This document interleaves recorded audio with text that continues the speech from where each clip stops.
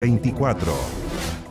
Bien, pues continuamos en Noticias 24, le damos la bienvenida, buenas tardes, por si se suma a esta hora a nuestra sintonía. La Corte Suprema hace algunos instantes nada más abordó hoy la crisis de las ISAPRES y respecto de la reforma constitucional presentada por los senadores de la oposición señaló no tener competencia para pronunciarse.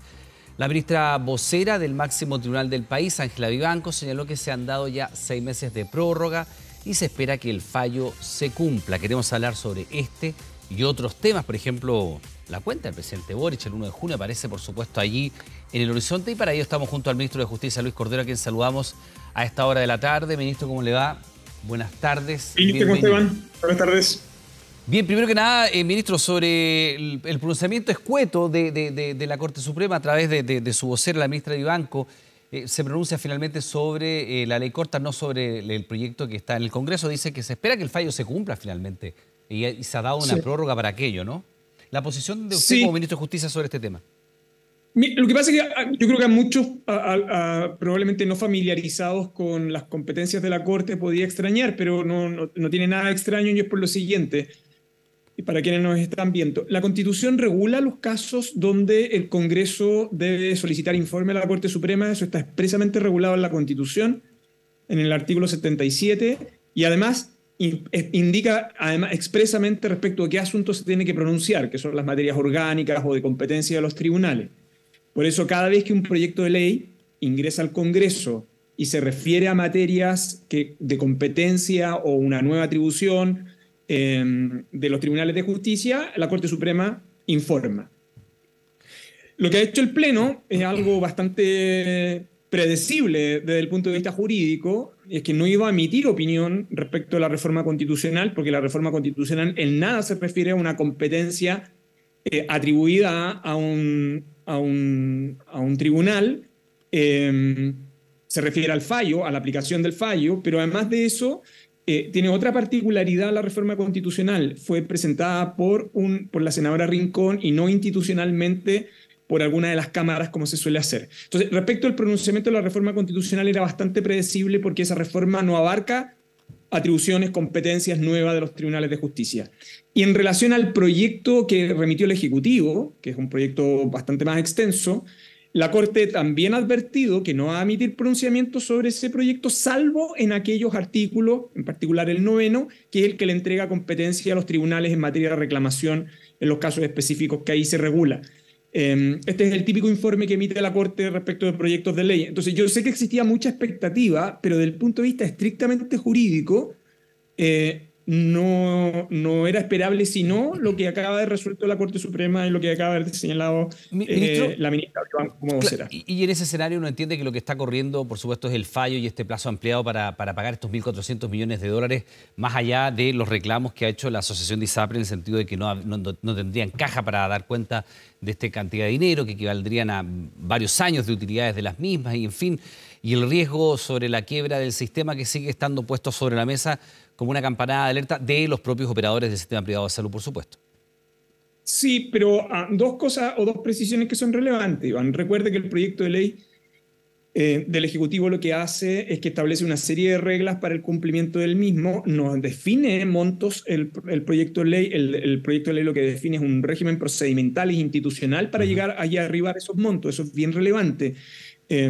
Y lo segundo, que es extremadamente importante, que yo creo que además también se despeja al haber resuelto el Pleno de la Corte Suprema en los términos predecibles que yo le he señalado, es que la discusión sobre la forma y modo de cumplimiento de la sentencia queda en manos del Congreso, respecto del cual existirán opiniones a favor o en contra del proyecto que se está tramitando en el Congreso, pero lo más importante es que esto es un asunto que debe resolver el Congreso en el contexto y el marco que ha dado el fallo de la Corte Suprema para su cumplimiento. Ministro, le decía yo también en la introducción que hay bastante expectativa a propósito de esta segunda cuenta pública del presidente Gabriel Boric. Evidentemente, uno entiende que hay un diseño previo, ha trascendido algo de aquello, con especial énfasis en la agenda del gobierno, tratar de retomar el control de la misma, que ha sido difícil dada la contingencia tan dura, sobre todo en temas de seguridad.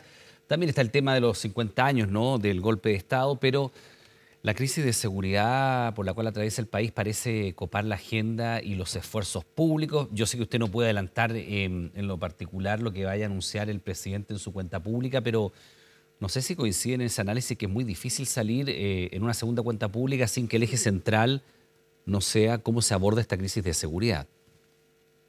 Mire, yo por razones obvias no me puedo referir a los énfasis de la cuenta del presidente que todo el país conocerá el día jueves, y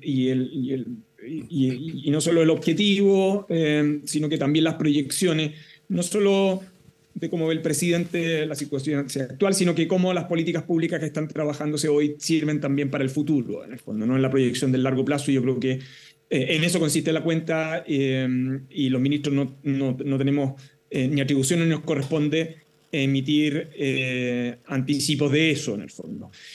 Lo que yo sí podría decirle, bueno, las agendas de seguridad históricamente desde el retorno a la democracia en Chile, porque parte del problema que nosotros tenemos en el debate público es que no tenemos memoria histórica, como que suprimimos el pasado. Y las agendas de seguridad han sido muy intensas, fueron intensas a finales de los 90, fueron intensas en la primera parte del 2000, fueron intensas en la segunda parte del 2016, por eso hemos tenido agendas cortas de seguridad, por eso hemos tenido históricamente una discusión sobre la integración de la información, sobre retirar a policías de labores administrativas, de dónde se localizan, etc. No quiero con esto bajar el perfil a lo que está sucediendo hoy día. Lo que quiero decir es que en las 3 últimas décadas el país ha enfrentado crisis de seguridad. Esas crisis de seguridad las ha abordado legislativamente, pero también con gestión. Y parece razonable también entender que esta crisis está abordando con medidas legislativas, pero sobre todo con medidas de gestión. En ese sentido, ministro Cordero, ¿usted estima que son crisis las que usted describe comparables con la que estamos viviendo hoy día? Se lo pregunto porque a la luz de las cifras, ¿no? y de un nuevo tipo de crimen, de una criminalidad distinta de la que está acostumbrado a enfrentar el país, efectivamente no era común que tuviéramos nosotros que comentar en público que apareciera un cuerpo, no sé, descuartizado, o hablar de sicarios, de crimen por encargo, de bandas de crimen organizado, que la misma ministra Toá ha sido bien enfática en combatir aquello a través de un discurso y de una orgánica. ¿Son comparables estas crisis de seguridad? Y se lo pregunto porque tengo la impresión de que no son tan comparables y que probablemente esto requiera de un esfuerzo que vaya mucho más allá de lo legislativo. Probablemente ninguna de las leyes propuestas habría evitado, por ejemplo, el asesinato de los carabineros, como se ha señalado más de una oportunidad. Y hay algo que hacer que va más allá de lo estrictamente legislativo, o de cambiar ciertas legislaciones, o dotar incluso de más atribuciones a carabineros o a las policías en general. No, que se explica bien. El país ha enfrentado durante las 3 últimas décadas distintas crisis de seguridad y las ha enfrentado legislativamente con gestión. Por cierto, cada una de las crisis de seguridad ha sido distinta. Y por cierto, son de una complejidad también diversa. Lo que nosotros hoy día enfrentamos es un tipo de crimen distinto al cual el país no estaba acostumbrado, ¿no? De hecho, en Chile no teníamos sicariato, y de hecho hemos tenido que abordar ahora la regulación sobre el sicariato. Hemos tenido que sofisticar la regulación en materia de narcotráfico. El Congreso aprobó hace un poco más de un mes un proyecto bien robusto en materia de crimen organizado. El crimen organizado, del modo en que nosotros lo tenemos hoy día, no es un régimen que nosotros tuviéramos conocimiento. Esto es bien importante por varios motivos, Iván. No solo por el tema legislativo, que yo he dicho en otras oportunidades que hay que tener cuidado con creer que los problemas de seguridad se resuelven simplemente con proyectos de ley, porque si no creemos en estados de papel, necesitamos mucha gestión. Y esa gestión supone integrar capacidades en el Estado y entrenar capacidades en el Estado de muy distinta naturaleza. Hoy día, lo que sabemos por toda la evidencia, además, la abrumadora evidencia, el tipo de investigación que está desarrollando el Ministerio Público con las policías, es que además la particularidad del crimen organizado, que son verdaderas transnacionales, que por cierto tienen otro tipo de efectos a los cuales no solo la sociedad, sino que el marco institucional en el cual nos desenvolvíamos no estaba preparado para eso. Eso yo creo que es bien relevante. Y lo que ha hecho el país es, por un lado, hacer adecuaciones legislativas, y por la otra, hacer adecuaciones de gestión y de entrenamiento. Y por cierto, no hay otra manera de abordar esto que en términos institucionales. Y hay un tema que es clave, porque las oleadas de crimen organizado, que también están relativamente documentadas en distintas partes del mundo, lo clave es tener robustez institucional. Si usted no tiene robustez institucional, eso puede pasar por encima del Estado. Una de las características del sistema institucional chileno es que tiene un Estado con indicadores de corrupción relativamente bajos, y eso es muy, muy importante para que este tipo de crimen no se siga expandiendo. Sí. Y ahí hay una fortaleza que nosotros debiéramos ser muy enfáticos en ser mucho más drástico en ese tipo de ámbitos para abordar todo tipo de criminalidad que estamos abordando en Sí, la actualidad. Por lo mismo, cada crisis es distinta sí. y esta, por cierto, es una envergadura que nosotros no habíamos conocido antes. Sí, por supuesto. Ministro, de hecho, hay quienes dicen que para enfrentarla de manera robusta, como parece ser la necesidad, ¿no? Porque la verdad es que vamos perdiendo la capacidad de asombro y esa es una de las primeras señales de la gravedad del asunto, ¿no? A lo mejor la gente se olvida de que hace solo 3 o 4 días hablábamos de 2 adolescentes que estaban con armas largas tratando de hacer un portonazo y que, no sé, ese mismo día habían asesinado 2 adultos al costado de una carretera y que hace un mes atrás estábamos lamentando el asesinato de 3 carabineros en 23 días, una cuestión, todo muy inédito, ¿no? Entonces, de pronto hay una sucesión de crímenes, de delitos violentos que si uno pierde la capacidad de asombro es la primera señal de que esta cosa está perdiéndose como concepto. Se mira experiencia comparada y si se ha mirado experiencia comparada desde el punto de vista institucional, ministro, ¿a dónde se ha mirado? Porque uno podría pensar qué países han enfrentado crisis de seguridad derivadas de crimen organizado profundo, violento, por décadas. Y probablemente en Europa uno podría pensar países como Italia o España, por ejemplo, con distintas naturalezas, pero muy acentuadas. En Sudamérica probablemente, y en Centroamérica y Norteamérica, uno pensaría en los países centroamericanos, Sudamérica, Colombia, no sé, México, como realidades a las que habría que ver con qué herramientas el Estado en su conjunto, no las leyes, no la policía por un lado, no el Ministerio Público por otro, sino que el Estado en su conjunto ha abordado con mayor o menor grado de éxito. ¿Qué experiencias comparadas se ha mirado y hacia dónde se está apuntando en general, ministro? Lo que pasa es que ahí usted me está pidiendo que yo me involucre en asuntos que no son propiedad de mi De la cartera cartera en en lo particular, justicia. le estoy viendo una mirada más de Estado. Pero sí quiero guardar, porque además cuando uno mira experiencias comparadas no solo tiene que mirar lo que funciona, sino que también las cosas que no funcionan. Esto es bien relevante, ¿no? En ocasiones hay países que inician reformas que luego fracasan. Pero hoy día, fíjese que la reforma procesal penal, que además, contrariamente a lo que mucha gente cree, los datos lo que muestran en la década del 2000, ya del 2005, cuando está en pleno cumplimiento, es que encarceló más personas que el sistema anterior y además es más rápido, en el fondo, Sí. ¿no? Esa es una particularidad que tuvo. Es una reforma que se hizo en términos de cooperación internacional muy relevante para el país, fue señera en América Latina, y de hecho en América Latina esta reforma se implementó de muy distintos modos. Chile recibió apoyo de distintos países, entre otros Estados Unidos, en fin.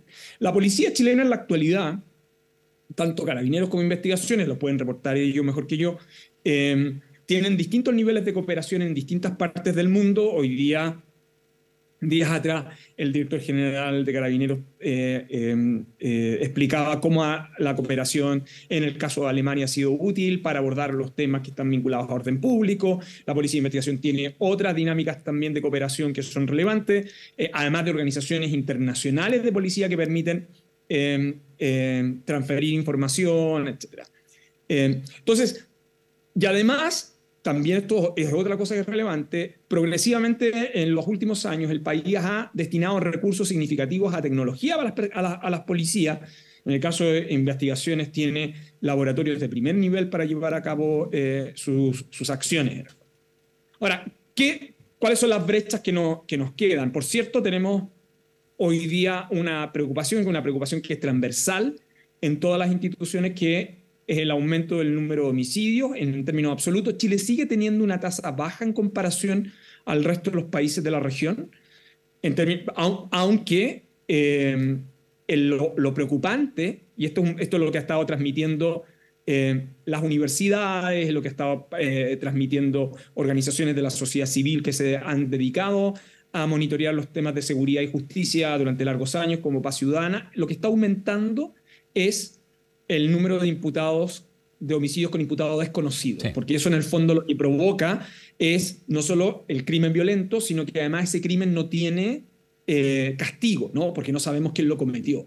La característica de Chile, de que tiene tasa menor por cada 100.000 habitantes de América Latina, pero sabíamos, en el caso de los homicidios que se cometía, quién los cometía. El número del imputado desconocido en homicidios está aumentando bien significativamente en los últimos años. Esto es una tendencia que viene de antes también.